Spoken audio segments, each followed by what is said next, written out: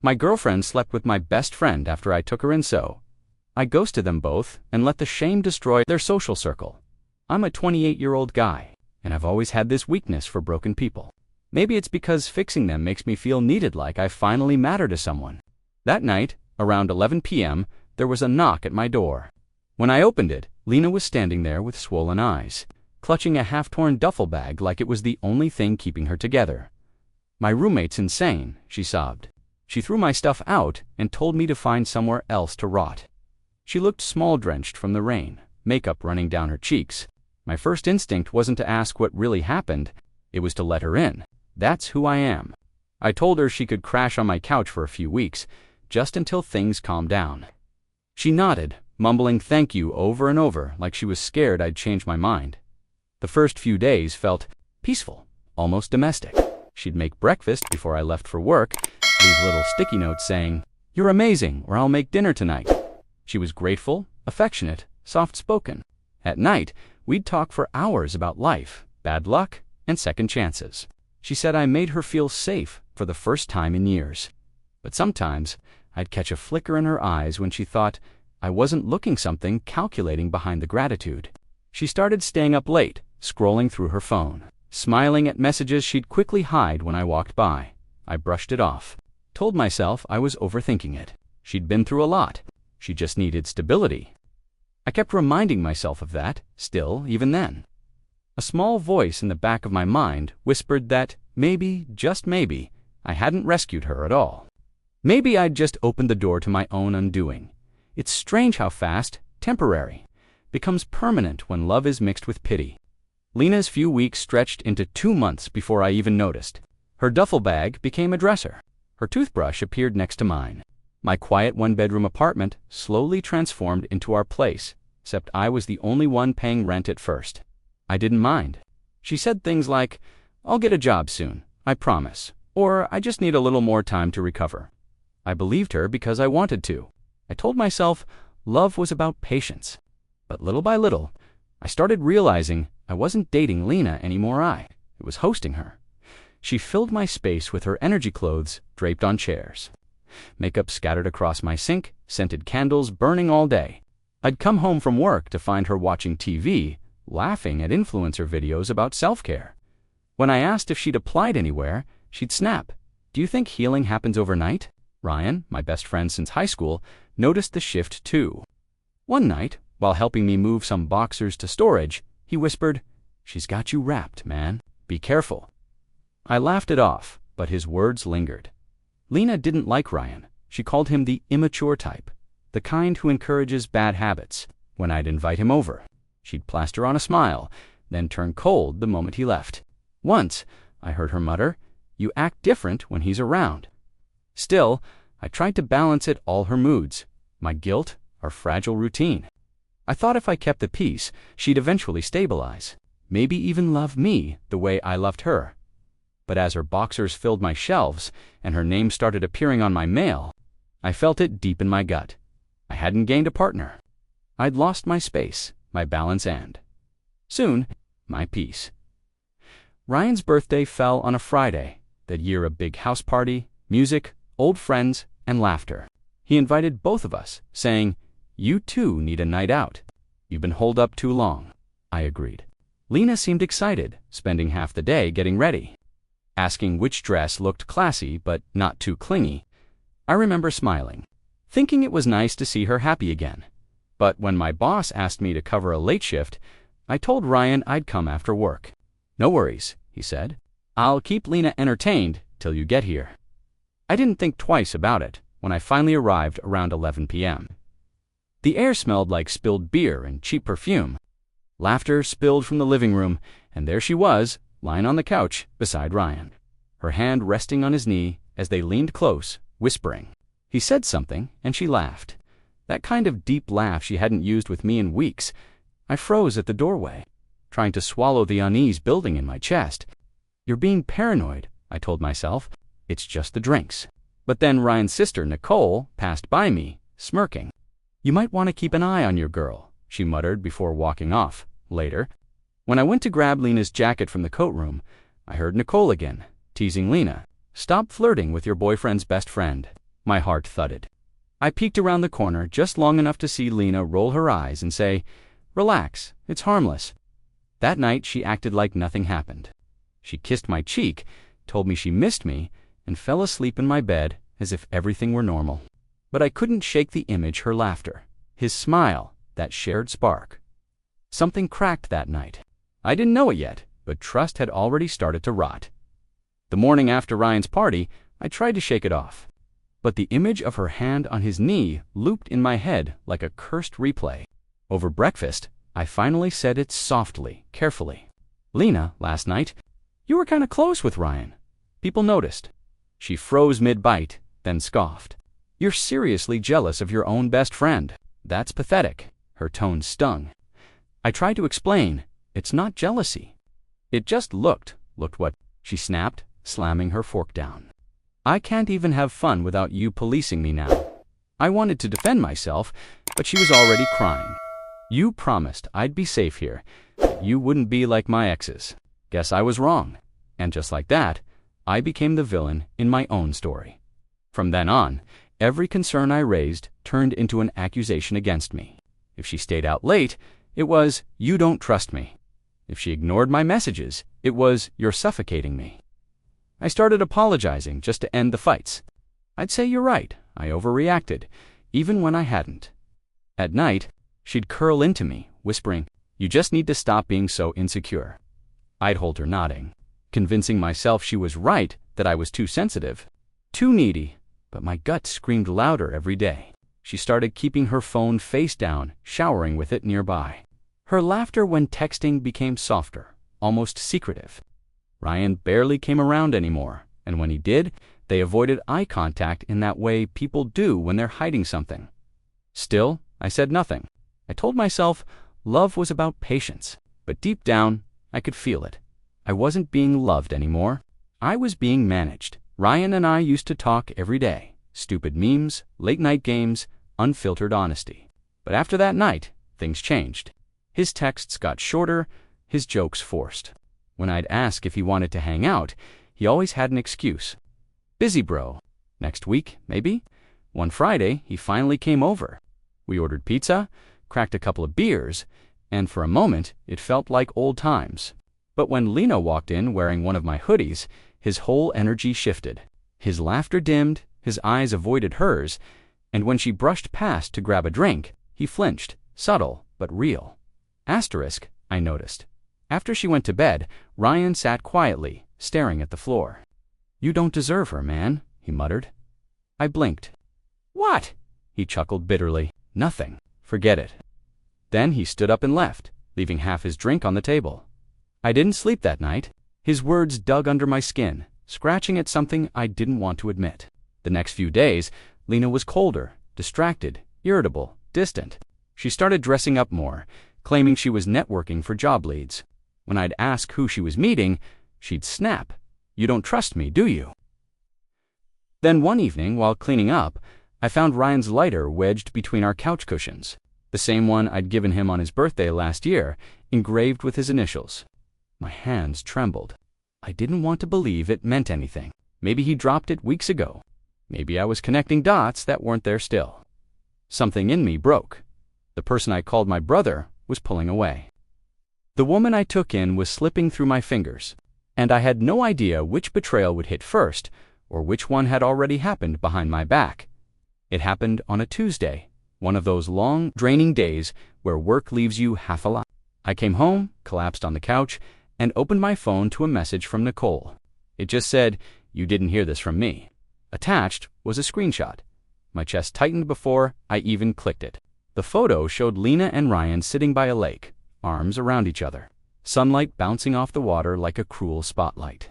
The caption read, "Cabin life hits different when it's just good company." I froze.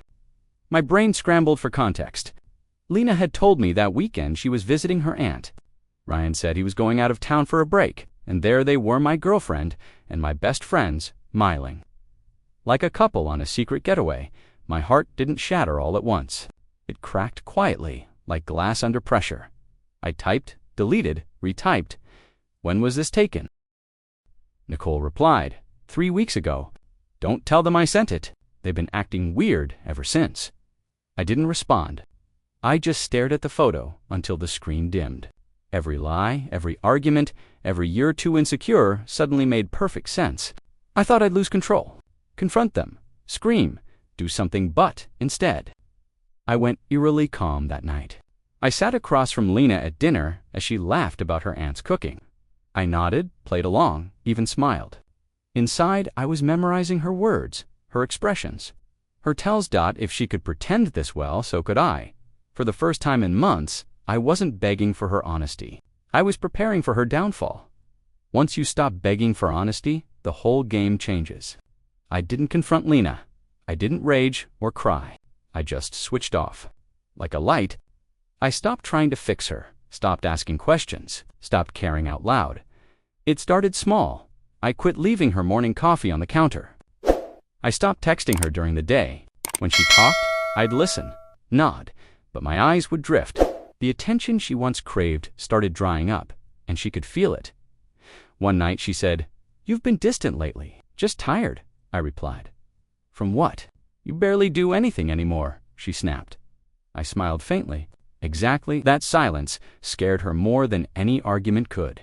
She started overcompensating, making dinner again, asking about my day, even dressing up for me like old times. But it all felt fake. Her words were hollow currency I no longer valued. I also stopped talking to Ryan completely. No calls, no texts, nothing.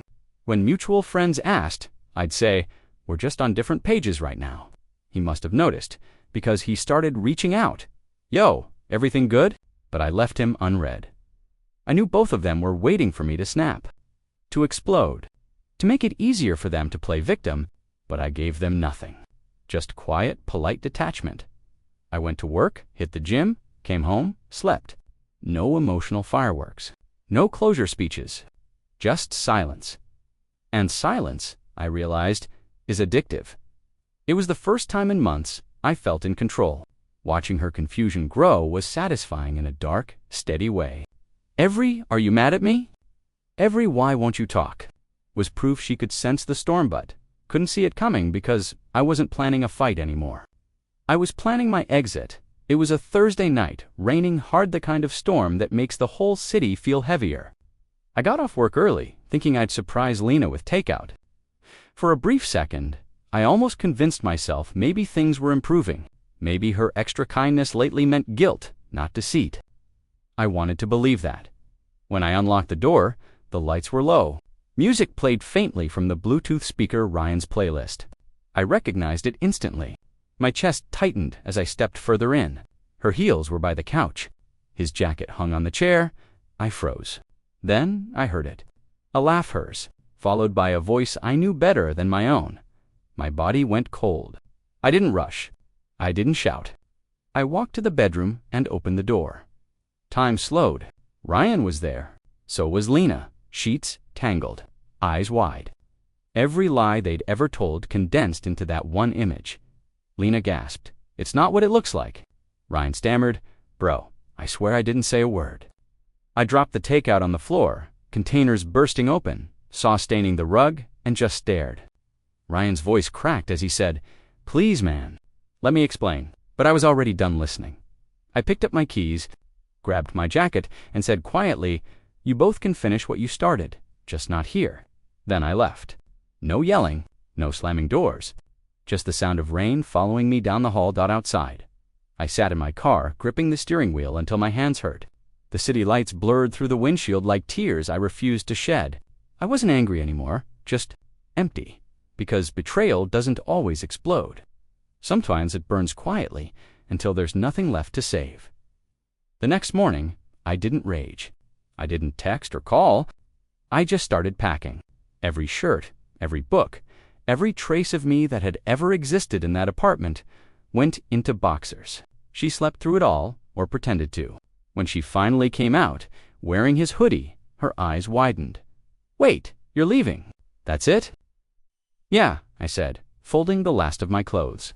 "That's it." She reached out, panic flickering beneath the guilt. "We can talk about this, please." "There's nothing to talk about, Lena. You made your choice. I'm just making mine. No shouting, no closure speech." I walked out while she stood frozen in the hallway, barefoot and trembling. The door clicked behind me. Sealing the end of something that should have died months ago, I moved into a small apartment across town, 1 bedroom, barely furnished, quiet. For the first time in a long time, silence didn't feel suffocating. It felt like air. Then I started deleting her number, our pictures, even mutual friends who couldn't resist sending updates. Ryan tried calling once. I declined it. Then I blocked him too. For weeks, I heard nothing. But people notice absence faster than they notice pain. Mutual friends texted, "Hey, what happened with you and Lena?" I replied, "Just life," and left it at that. The curiosity spread faster than gossip. Lena started posting vague quotes. "Some people don't know how to forgive," followed by pictures of her healing. Ryan's account went private. The silence between us grew loud enough for everyone to hear. And I realized I didn't need revenge. I just needed distance. Because ghosts don't explain themselves. They haunt quietly until guilt does the rest. 3 months passed before I heard their names again. I was at a coworker's birthday dinner when someone mentioned Ryan in passing. "Man, did you hear what happened with him and Lena?" I stayed quiet, pretending not to care, but every word that followed hit like poetry. Apparently, the truth had leaked. Nicole, the same sister who'd sent me that photo, finally told their friend group everything. They were sneaking around for months. She'd confessed during a party. While he was still living with his girlfriend, someone recorded her rant and posted it to a private group chat. Screenshots spread like wildfire. By the next week, half our old circle had cut them off. The rest stayed, but only to watch the drama. Ryan's reputation tanked. His coworkers found out he'd been sleeping with his best friend's girlfriend and started calling him Snake Eyes behind his back. Lena tried playing the victim online, posting quotes about betrayal and toxic love, but people weren't buying it. Then came the fallout. Ryan's fiancée, the one he'd been engaged to before Lena found out, through that same chat, she dumped him, moved out, and posted one cold line to her story. Karma doesn't miss. Lena lost her part-time marketing gig after her boss, who was friends with Ryan's ex, decided the environment wasn't a good fit. I didn't lift a finger. I didn't comment, didn't send messages, didn't even share a post, but I watched. Quietly, it was strange seeing the chaos unfold without me saying a word. I wasn't angry anymore, just detached, observing how truth eventually hunts down liars, even when you let them run. Every rumor, every whisper, every turn back it, all did what my words never could, and all I had to do was disappear. It was late, nearly midnight, when the email came through. The sender's name froze me for a second. Lena M. I hadn't seen it in months. My first instinct was to delete it, but curiosity won. The subject line read, "I'm sorry." I opened it, expecting excuses. But what I got was, worse, raw, desperate honesty. "You were the best thing that ever happened to me." I don't know why I did what I did. Ryan and it was a mistake. He doesn't even talk to me anymore. Everyone hates me. I deserve it. I just want you to know I think about you every day. She attached a photo one from our first trip together. We were smiling in front of a mountain lake, arms around each other. She'd scrawled a caption across it in shaky handwriting. "I ruined the only person who ever loved me." For a moment, I just stared. Not at the picture, but at who I used to be in it. That man still believed love could fix people. That man thought loyalty would be enough. That man was gone. I didn't reply, not out of hatred, just indifference. Ryan messaged me a week later. "Bro, I messed up bad. I miss my best friend." I read it twice and closed the app. Their words didn't sting anymore. They just echoed into nothing. The punishment wasn't my silence, it was their realization that I no longer cared. For the first time in my life, peace didn't come from winning an argument. It came from never needing one again. A year later, I saw them again by accident. It was a Sunday morning, a quiet cafe near downtown. I was grabbing coffee before heading to the park when I spotted them sitting by the window, Lena and Ryan. They looked drained. Ryan's hair was longer, unkempt. Lena stirred her drink without tasting it. No smiles, no sparkle. Just two people trapped in the wreckage they built together. I don't think they saw me. I watched them for a moment, how their conversation barely flowed, how every gesture seemed heavy. They looked older, not in years, but in spirit. I realized guilt ages you faster than time ever could. For a split second, I thought about walking over. Maybe saying something sharp, like, "You got what you wanted." But I didn't. I just paid for my drink, stepped outside, and let the sunlight hit my face. I wasn't angry anymore. I wasn't even nostalgic, just free, because I'd learned something. Sometimes, the loudest revenge isn't chaos, it's peace. Silence, distance, and success become the ghosts that follow your betrayers long after you've stopped thinking about them. That night, I opened my window and let the city noise drift in. Somewhere out there, they were still explaining themselves to people who'd stopped listening. I smiled, realizing I no longer needed them to hurt for me to heal. I deleted Lena's old email thread, cleared Ryan's number, and sat back in the quiet hum of my new life. No drama, no noise. Just the calm that comes when you stop chasing closure and start choosing peace. In the end, they lost more than my love or friendship. They lost access to my silence.